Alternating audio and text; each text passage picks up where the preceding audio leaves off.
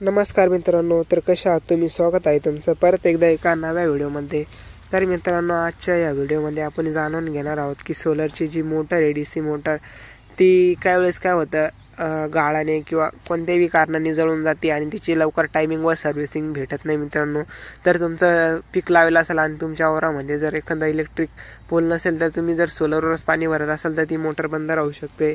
तर ती मोटर जळू नये किंवा खराब होऊ नये त्यासाठी काय केले पाहिजे, तर आज आपण या व्हिडिओतून जाणून घेणार आहोत। तर व्हिडिओ शेवटपर्यंत नक्की बघा मित्रांनो। तर चला व्हिडिओला सुरुवात करूया। तर सर्वात पहिले आपण मोटर खोलून बाहेर घेऊया मित्रांनो।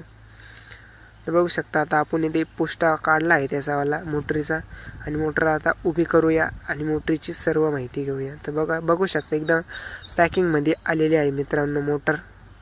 त्याला केबलला एकदम प्लॅस्टिकमध्ये पॅकिंग होऊन येईल राहते, जेणेकरून केबल वगैरे तुटू नये किंवा काही होऊ नये त्यासाठी। बघू शकता तुम्ही मित्रांनो, या मोटरीला 4 स्क्रू असतात आणि 4 स्क्रू हेडला पण असतात। ते वरती मोटर वरून हेड मोटरीच्या वरून ठेवला का मध्ये एक खटकी ती थोडी हाताने भिंगवून घ्यायची आणि वरून हेड ठेवायचा।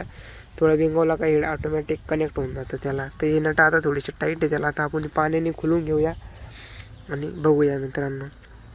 तर मित्रांनो, सर्वात पहिली गोष्ट म्हणजे ज्यावेळेस तुम्ही मोटर फिटिंग करता आणि पाण्यात सोडता, तर पाण्यात सोडायच्या अगोदर मित्रांनो मोटरीतलं जे पाणी आहे, कुलंट पाणी असो किंवा फिल्टर पाणी असो, ते पाणी पहिले नक्की चेक करा। त्याने काय होतं मित्रांनो, जर तुम्ही पाणी चेक नाही केलं आणि मोटर जर पाण्यामध्ये सोडली तर तिने मोटर जळू शकते किंवा काही पण प्रॉब्लेम येऊ शकते।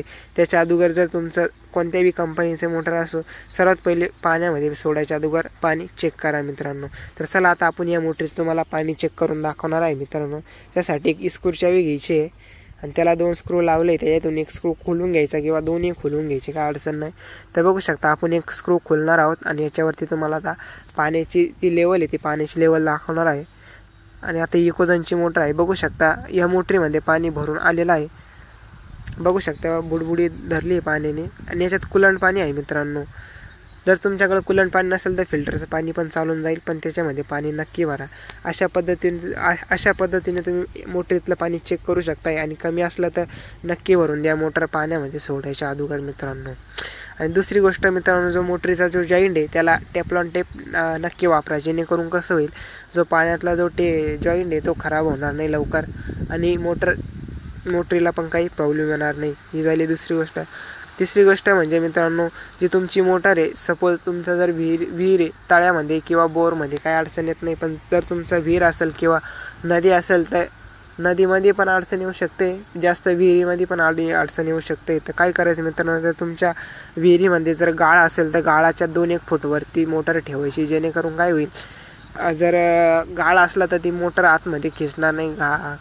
गाळ असो किंवा काही कचरा वगैरे असो, काही वेळेस काय होतं, जर मोटरीने गाळ जर ओढला तर मध्ये जे पाते येतील गाळाने लॉक होऊन जाते आणि मोटर बंद पडते। आणि जर तुम्ही चालू केली तर मोटर पाणी मारणार आणि ती मोटर तशीच चालू राहिली तर प्रॉब्लेम येऊ शकते, मोटर जळून जाऊ शकते किंवा दुसरा अन्य काही प्रॉब्लेम येऊ शकते। तर त्यासाठी तुम्ही गाळाचे 1-2 फूट पाण्याच्या वरती राहू द्या मित्रांनो। ही झाली तिसरी। आणि ज्यावेळेस जर तुमची जो हेड आहे तो जर मोटरीला बसत नसला तर ही मध्ये जी खटकी दिसते आहे मित्रांनो, ही थोडीशी आतमध्ये ढकलायची आणि थोडी गोल बिंगून घ्यायची आहे। तेव्हा बघू शकता ती बिंगू राहिली गोल, आणि अशी गोल बिंगून घ्यायची आणि मोटरीच्या वरून ठेवायची आणि मोटरीच्या वरून हेड ठेवला की ते लगेच कनेक्ट होऊन जातं, ते बिंगीत राहायचं। ते आटे एकमेकाच्या समोर आले की ऑटोमॅटिक मोटर बसून जाते मित्रांनो। बघू शकता ही खटकी तुम्ही आतमधली, त्याला बघू शकता आतमध्ये लोखंडाची जाळी पण आहे। तर मित्रांनो, आता ही लोखंडाची तुम्ही पट्टी बघू शकता, ही केबलसाठी दिलेली असते। पण मी तुम्हाला काय सांगाल, जर तुमचा विहिरीमध्ये जर पंप सोडायचा असेल तर त्यासाठी ही पट्टी तुम्ही काढून टाका, जेणेकरून काय होतं, तुम्ही विहिरीमध्ये जर मोटर सोडता आणि पट्टी लावता केबलीच्या वरून, ते काय होतं, विहिरीमध्ये मोटर हलत राहते इकडून इकडं आणि त्या हलण्यामध्ये काय होऊन जातं, केबल घसून ती केबल कट होऊन जायची पण शक्यता आहे। तर ही पट्टी तुम्ही काढून टाका।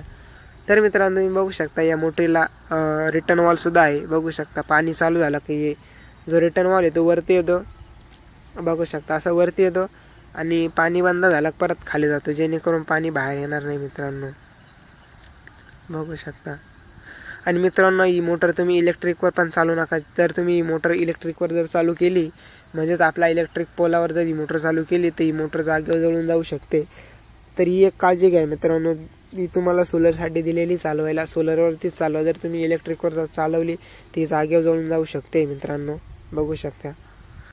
तर मित्रांनो या 2-4 गोष्टी आहे ज्या तुम्ही मोटर पाण्यामध्ये सोडण्याच्या अगोदर नक्की चेक करा. एक म्हणजे तिच्यातलं पाणी चेक करा, दुसरं म्हणजे जॉईंट एकदम पॅक करा, आणि तिसरं म्हणजे जर तुमच्या विहिरीमध्ये गाळ असेल तर गाळाच्या 2-1 फूट वरती राहू द्या, जेणेकरून गाळाने तिला प्रॉब्लेम येणार नाही.